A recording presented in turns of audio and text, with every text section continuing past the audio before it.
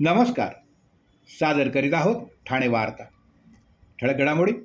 ठाण्यात राज्य उत्पादन शुल्क विभागाच्या कारवाई अंतर्गत 1,56,00,000 किमतीचा मुद्देमाल जप्त. हैदराबाद गॅझेट लागू करून त्याचे लाभ मराठा समाजाला मिळवून देणार असल्याचं सांगत उपमुख्यमंत्री एकनाथ शिंदे यांनी केलं मराठा समाजाचं अभिनंदन. आणि कल्याण डोंबिवली महानगरपालिकेच्या विरोधात उबाठाचं भीक मागो आंदोलन. आम्हाला फेसबुक आणि यूट्यूबवर फॉलो करायला मात्र विसरू नका. तर पाहूया ठळक घडामोडी विस्तृतपणे, पण काही क्षणातच. रोज रोज तेच राजकीय कार्यक्रम बघून कंटाळलात ना? अहो, मग ठाणे वार्ता श्रीस्थानक आता तुम्हाला नवनवीन कार्यक्रमांचा आनंद लुटण्याची संधी देते. आपल्या घरातील लग्न, मुंज, कोणतंही शुभकार्य अशा विविध घटनांचा आनंद आपण ठाणे वार्ता श्रीस्थानक वाहिनीवर लुटू शकता आणि सगळ्यांपर्यंत पोहोचवू शकता. यासाठी फक्त एवढंच करायचं, या दूरध्वनी क्रमांकावर संपर्क साधायचा. आपले कार्यक्रम आमच्यापर्यंत सगळ्यांपर्यंत पोहोचवायचे. आपण पाहत आहात श्रीस्थानक वाहिनी, ठाणे जिल्ह्याचं मुख्य व्यासपीठ. ठाणे वार्ता पहा श्रीस्थानक वाहिनीवर. आता सकाळी 9:15 पासून रात्री 9:15 पर्यंत ठाणे वार्ता, ठाण्यातील पहिलं दृकश्राव्य माध्यम. ठाणे वार्ता आणि श्रीस्थानक वाहिनीचं लाईव्ह स्ट्रीमिंग. ठाणेवार्ता.com वरील लाईव्ह स्ट्रीमवर क्लिक करा आणि अगदी मोबाईलवरही ठाणे वार्ता श्रीस्थानक वाहिनीचा आनंद लुटा. यासाठी आमचं ॲप डाउनलोड करा. ठाणे वार्ता पहा श्रीस्थानक वाहिनीवर. आता सकाळी 9:15 पासून रात्री 9:15 पर्यंत ठाणे वार्ता, ठाण्यातील पहिलं दृकश्राव्य माध्यम. आपण पाहत आहात श्रीस्थानक वाहिनी, ठाणे जिल्ह्याचं मुख्य व्यासपीठ. राज्य उत्पादन शुल्क विभागाच्या भरारी पथक क्रमांक 1 ठाणे यांनी मोठी कारवाई करीत गोवा राज्यातून बेकायदेशीररित्या आणण्यात येणारं परराज्यातील भारतीय बनावटीचं विदेशी मद्य जप्त केलंय. खारेगाव इथं गस्त घालत असताना ही कारवाई करण्यात आली आहे. 3 सप्टेंबर रोजी सकाळी खारेगाव ते ठाण्याकडे जाणाऱ्या रस्त्यावर टाटा कंपनीचा चॉकलेटी रंगाचा 6 चाकी टेम्पो थांबवून तपासणी केली असता त्यामध्ये परराज्यातील 1400 बॉक्स विदेशी मद्य आढळून आलं. हे मद्य गोवा राज्यात निर्मित असून दारूबंदी कायद्याअंतर्गत ही वाहतूक बेकायदेशीर असल्यानं वाहनासह मुद्देमाल जप्त करण्यात आला. या कारवाईत जप्त केलेल्या मालाची एकूण किंमत तब्बल 1,56,00,000 इतकी आहे.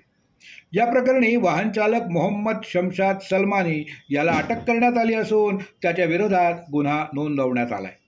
आयुक्त डॉक्टर राजेश देशमुख यांच्या आदेशानं आणि वरिष्ठ अधिकाऱ्यांच्या मार्गदर्शनाखाली ही कारवाई पार पडली.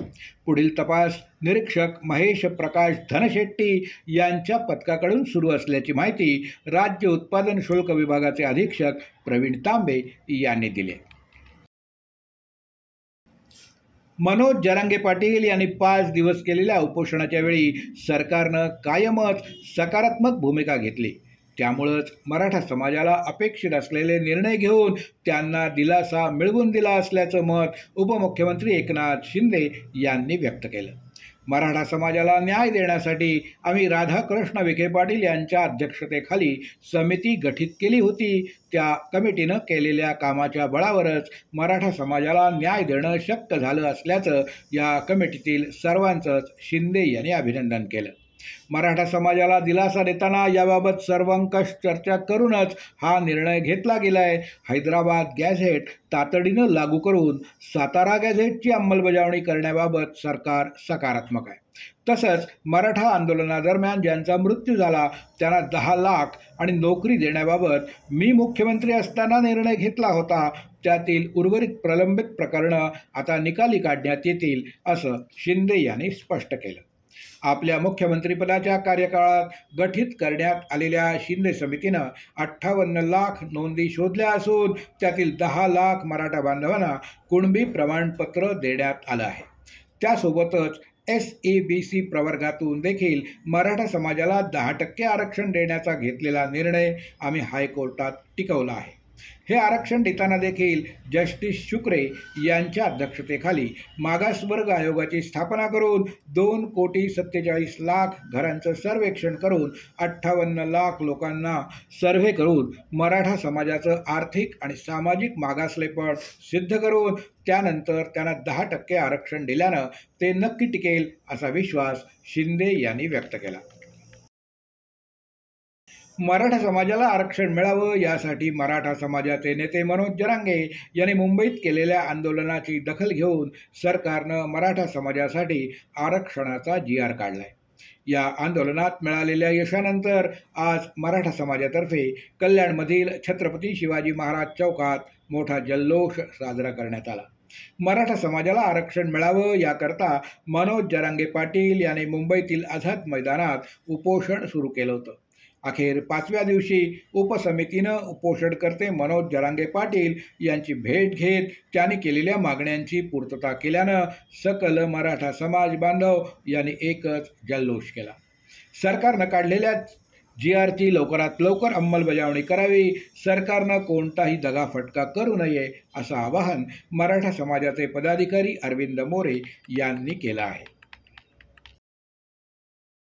राज्यातील इलेक्ट्रिक वाहन उद्योगाला आणि वाहनधारकांना चालना देण्यासाठी टोल नाक्यावर टोलमाफी देण्याचं धोरण सन्माननीय मुख्यमंत्री देवेंद्र फडणवीस आणि दोन्ही उपमुख्यमंत्री श्री एकनाथ शिंदे आणि अजित पवार यांच्या मार्गदर्शनाखाली राज्य शासनानं घेतले होते.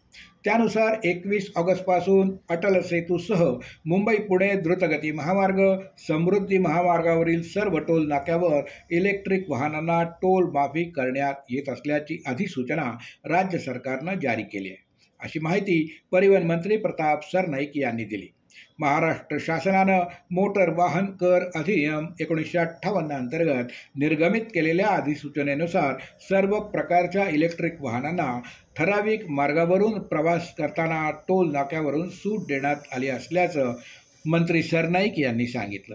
शासनानं घेतलेल्या निर्णयानुसार इलेक्ट्रिक 4 चाकी आणि बस वाहनांना टोल करातून सूट देण्यात आली आहे. या वाहनांना राज्यातील ठराविक महामार्ग आणि मार्गावरील टोल नाक्यावरून टोल कर भरण्यापासून सूट राहील.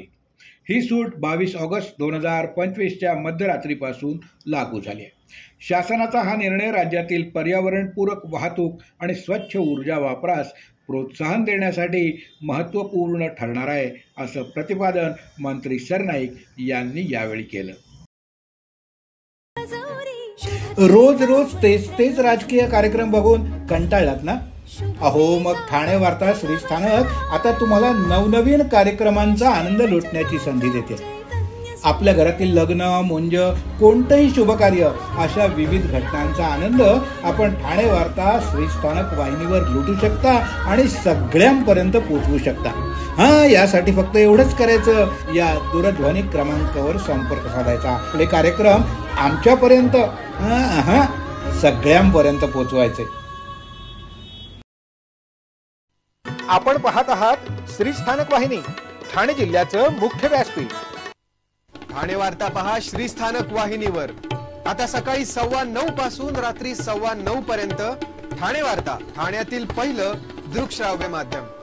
ठाणे वार्ता आणि श्रीस्थानक वाहिनीचं लाईव्ह स्ट्रीमिंग ठाणेवार्ता.com वरील लाईव्ह स्ट्रीमवर क्लिक करा आणि अगदी मोबाईलवरही ठाणे वार्ता श्रीस्थानक वाहिनीचा आनंद लुटा. यासाठी आमचं ॲप डाउनलोड करा. ठाणे वार्ता पहा श्रीस्थानक वाहिनीवर. आता सकाळी 9:15 पासून रात्री 9:15 पर्यंत ठाणे वार्ता, ठाण्यातील पहिलं दृकश्राव्य माध्यम. आपण पाहत आहात श्रीस्थानक वाहिनी, ठाणे जिल्ह्याचं मुख्य व्यासपीठ. कल्याणच्या कैलासवासी प्रकाश परांजपे अभ्यासिकेत येणाऱ्या स्पर्धा परीक्षांचा अभ्यास करणाऱ्या विद्यार्थ्यांकडून कंत्राटदार मनमानी पद्धतीनं हजारो रुपयांची फी आकारणी करतोय. त्यामुळं गरीब गरजू विद्यार्थ्यांची लूट होत असल्यास त्याचबरोबर हजारो रुपयात असणारी फी गरीब विद्यार्थ्यांना परवडत नाही. परिणामी त्यांच्या अभ्यासाचं नुकसान होत आहे. ही लूट थांबवण्यासाठी शिवसेना उबाठा गटाकडून महानगरपालिकेच्या संबंधित अधिकाऱ्यांना पत्रव्यवहार करण्यात आला होता, पण त्या पत्रांना केराची टोपली दाखवून महानगरपालिकेच्या अधिकाऱ्यांनी काही समाधानकारक पाऊल उचललं नाही. याचा विरोध करून कल्याणच्या छत्रपती शिवाजी महाराज चौकातून महानगरपालिका मुख्यालयापर्यंत शिवसेना उबाठाकडून भीक मागो आंदोलन करण्यात आल्याची माहिती उबाठा विधानसभा संघटक रुपेश भोईर यांनी दिली आहे. मनोज जरांगे पाटील यांनी मुंबई नाशिक महामार्गावरून भिवंडी राजनोली नाक्यावरून समृद्धी महामार्गाकडे रवाना झाले. मराठा आंदोलन संपल्यानंतर मनोज जरांगे पाटील भिवंडी राजनोली नाक्यावरून समृद्धी महामार्गाकडे जाताना त्यांची तब्येत खालावली असल्यानं त्यांना त्रास होऊ नये म्हणून ॲम्ब्युलन्समधून नेण्यात आलं. जरांगे पाटील यांचं ॲम्ब्युलन्स भिवंडी समृद्धी महामार्गावरून पुढे मार्गस्थ झालं. यासाठी मोठ्या प्रमाणात पोलीस बंदोबस्त तैनात करण्यात आला होता. मुंबईहून नाशिकच्या दिशेनं जाणारा मार्ग मोकळा करण्यात आला. टाळ मृदुंगाच्या गजरात काल 7 दिवसांकरता स्थापित गणेश मूर्तींना भावपूर्ण वातावरणात निरोप देण्यात आला. ठाणे पूर्व चेंद आणि कोळीवाडा बंदर विसर्जन घाटावर भाविकांचा उत्साह शिगेला पोहोचला होता. कृत्रिम तलाव उपलब्ध असून देखील मोठ्या संख्येनं भक्तांनी पारंपरिक पद्धती जपत ठाणे खाडीतच बाप्पाच्या मूर्ती विसर्जित केल्या. जयघोष, ढोलताशांचा दणका आणि भक्तिभावाच्या वातावरणात खाडी परिसर गजबजून गेला. तर भिवंडीमध्ये गौरी आणि बाप्पाला मनोभावे निरोप देण्यात आला. भिवंडीसह ग्रामीण भागातील गणपती विसर्जन वाजत गाजत ढोल तासांच्या गजरात गणपती गौरी विसर्जन करण्यात आलं. यावेळी ग्रामीणमधील शहरी भागातील गणपती विसर्जन करण्यात आलं. करमरी गणेश घाटावर गणरायाची गौरींची आरती करून गणपती बाप्पा मोरया, पुढल्या वर्षी लवकर या जयघोषात ढोल ताशांच्या गजरात लाडक्या बाप्पाला भाविकांनी निरोप दिला. यावेळी घाटावर मोठ्या प्रमाणात पोलीस बंदोबस्त आणि महानगरपालिकेचे अधिकारी तसंच अग्निशमन दलाचे अधिकारी तैनात होते. पर्यावरणाभिमुख गणेशोत्सवाची संकल्पना राबवून राज्यात पर्यावरणाभिमुख गणेशोत्सवाचा आदर्श घालून देणाऱ्या ठाणे महानगरपालिकेच्या पर्यायी गणेश विसर्जन व्यवस्थेअंतर्गत निर्माण करण्यात आलेल्या कृत्रिम तलावामध्ये गणेश मूर्तींच्या विसर्जनाला भाविकांनी यावर्षी देखील चांगला प्रतिसाद दिला. त्याचप्रमाणे महानगरपालिकेच्या गणेश मूर्ती स्वीकृत केंद्रामध्ये प्राप्त झालेल्या एकूण गणेश मूर्तींचं तसंच फिरत्या विसर्जन व्यवस्थेतील गणेश मूर्तींचं विधिवत विसर्जन करण्यात आलं. उच्च न्यायालयाच्या आदेशानुसार 6 फुटापर्यंतच्या मूर्तींचं विसर्जन कृत्रिम तलावात आणि त्यापेक्षा मोठ्या मूर्तींचं विसर्जन खाडी घाटावर करण्यात येत आहे.